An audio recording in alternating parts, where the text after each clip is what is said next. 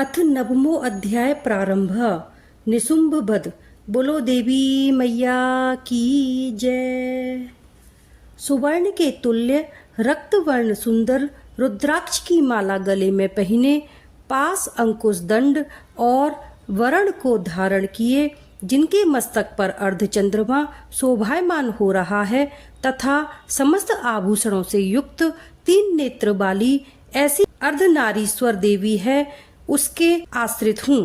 राजा बोला, हे भगवान, आपने रक्तबीज के वध का आश्रय रखने वाली देवी के अद्भुत चरित्र का महात्म्य मेरे से कहा, परंतु हे मुनीश्वर, रक्तबीज के मरने के अनंतर क्रोधित शुंभ और निशुंभ ने क्या कार्य किए, यह मैं सुनना चाहता हूँ, सो कहिए। ऋषि बोले, हे नृप, युद्ध स्थल में रक्तबीज के मरने तथा बहुत सी सेना के नष्ट हो जाने से शुंभ निशुंभ बहुत क्रोधित हुए। इस प्रकार अपनी बहुत सी सेना का विनाश होते देख निशुंभ अपने असुरों की मुख्य सेना के सहित अत्यंत क्रोधित हो देवी के आगे दौड़ा और उसके आगे पीछे तथा दाएं बाएं बड़े बड़े असुर दांतों को पीसते हुए तथा होठों को चबाते हुए देवी को मारने आए। वह महावीर्य शुंभ भी अपनी सेना को अपने साथ लेकर बड़े क्रोध से चंडिका के साथ लड़कर देवी को मारने आया। तदनंतर देवी के साथ शुंभ और निशुंभ का भयंकर संग्राम हुआ और उन असुरों ने मेघ की वर्षा के समान बाणों की वर्षा की। शुंभ और निशुंभ द्वारा छोड़े गए बाणों को चंडिका ने अपने बाणों से तत्काल ही काट डाला और अपने शस्त्रों की वर्षा कर उन असुरों के अंगों को घायल कर दिया। निशुंभ ने पैनी तलवार तथा चमकीली ढाल से देवी के वाहन सिंह के मस्तक पर प्रहार किया। इस प्रकार अपने वाहन को पिटता देख देवी ने झुरपू नामक तेज बाणों से निशुंभ की तलवार तथा अष्टचंद्र की ढाल के टुकड़े टुकड़े कर दिए। ढाल तलवार के टुकड़े होते ही निशुंभ ने शक्ति चलाई तो देवी ने आगे आकर उसके चक्र से 2 टुकड़े कर दिए। इसके बाद निशुंभ ने बड़े क्रोध में होकर देवी को मारने के लिए शूल को फेंका, परंतु देवी ने शूल अपने पास आते मुक्के से चूर चूर कर दिया। फिर उस असुर ने गदा फिराकर चंडिका पर फेंकी, परंतु देवी ने भी उसे त्रिशूल से काटकर भस्म कर दिया। तदनंतर वह निशुंभ फरसा लेकर आते हुए देख देवी ने असुर को बाणों से मारा तो वह पृथ्वी पर गिर पड़ा। उस महान बलशाली निशुंभ को पृथ्वी पर पड़ा हुआ देख अत्यंत क्रोधित हो अंबिका के लिए मारने को दौड़ा। वह शुंभ उत्तम अस्त्र शस्त्रों से सुसज्जित बड़ी बड़ी 8 भुजाओं से समस्त आकाश को व्याप्त किए रथ पर बैठा हुआ था।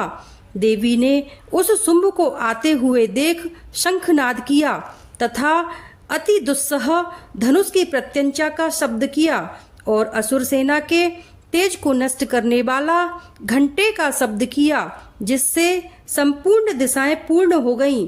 तत्पश्चात हाथियों के महामद को चूर करने वाले सिंह ने भी अपनी दहाड़ से आकाश से पृथ्वी और समस्त दिशाएं पूरित कर दी। इसके बाद काली ने आकाश से कूदकर दोनों हाथ पृथ्वी पर मारे, जिससे पहले समस्त शब्द शांत हो गए।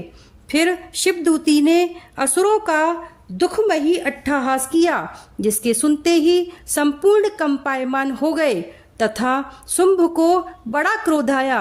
उस समय अंबिका ने कहा, दुष्ट आत्मा, ठहर ठहर। तब आकाश में स्थित देवगण जय जयकार करने लगे। उस समय शुंभ ने अत्यंत भीषण ज्वालाओं से युक्त शक्ति छोड़ी। उस अग्नि के पर्वत के तुल्य शक्ति को आते देख देवी ने अपनी महोल का नामक शक्ति से काट डाला। हे राजन, उस समय शुंभ के सिंहनाद से तीनों लोग पूरित हो गए। वज्रघात के सदृश ऐसा भयंकर शब्द हुआ कि जिसने सभी शब्द जीत लिए। इसके बाद शुंभ के द्वारा छोड़े गए सैकड़ों तथा हजारों बाणों की देवी ने और देवी के छोड़े हुए बाणों को शुंभ ने अपने अपने उग्र बाणों से एक दूसरे से आपस में काट दिए। फिर क्रोध युक्त हो चंडिका ने शुंभ को त्रिशूल से मारा, जिससे वह मूर्छित हो पृथ्वी पर गिर पड़ा। उसी समय निशुंभ की मूर्छा दूर हुई और उसने धनुष लेकर बाणों से देवी काली और सिंह को घायल कर दिया। फिर असुर राज ने 10,000 भुजा में बनाकर चक्र आयुध के प्रहार से देवी को ढक दिया। तदनंतर दुर्गम आपत्तियों को विनाश करने वाली दुर्गा से क्रोध युक्त हो उन सब चक्र और बाणों को अपने बाणों से काट डाला। फिर असुर सेना से घिरा हुआ निशुंभ बड़ी शीघ्रता से गदा लेकर देवी को मारने भागा। आती हुई गदा को देख चंडिका ने उसे अपनी तेज धार वाली तलवार से काट डाला। फिर उसने त्रिशूल उठा लिया। देवताओं को दुख पहुंचाने वाले निशुंभ को शूल हाथ में लेकर आते हुए देख तत्काल ही चंडिका ने अपने हृदय में अपना शूल मार दिया। शूल के घायल होते ही निशुंभ के हृदय से एक दूसरा बलवान तथा पराक्रमी पुरुष ठहर ठहर कहता हुआ प्रकट हुआ। उसके प्रकट होते ही देवी ने हंसते हुए तलवार से उसका सिर काट दिया। तदनंतर वह भूमि पर गिर गया।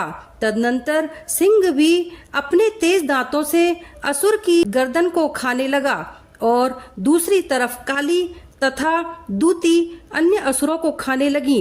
कितने ही महाअसुरों को कौमारी ने अपनी शक्ति से नष्ट कर दिया तथा ब्राह्मणी ने मंत्र पढ़े हुए जल से असुरों को निस्तेज कर दिया। कितने ही असुरों को माहेश्वरी ने त्रिशूल से पृथ्वी पर पटक दिया तथा बाराही ने अपने तुंड प्रहार से कितने ही असुरों को चूर्ण कर पृथ्वी पर डाल दिया। वैष्णवी ने चक्र के असुरों के खंड खंड कर दिए। इंद्री ने वज्र के बहुत्सों को मार दिया। कुछ असुर तो संग्राम से मारे गए और कुछ संग्राम के भय से ही मर गए। कुछ असुरों को काली सिंह और शिवदूती ने भक्षण कर दिया। इति नवमो अध्याय समाप्तः। बोलो देवी मैया की जय। हेलो फ्रेंड्स, मैं हूँ निकी। अगर आपको मेरा नवमो अध्याय अच्छा लगा है तो please like, comment and subscribe कीजिए। धन्यवाद।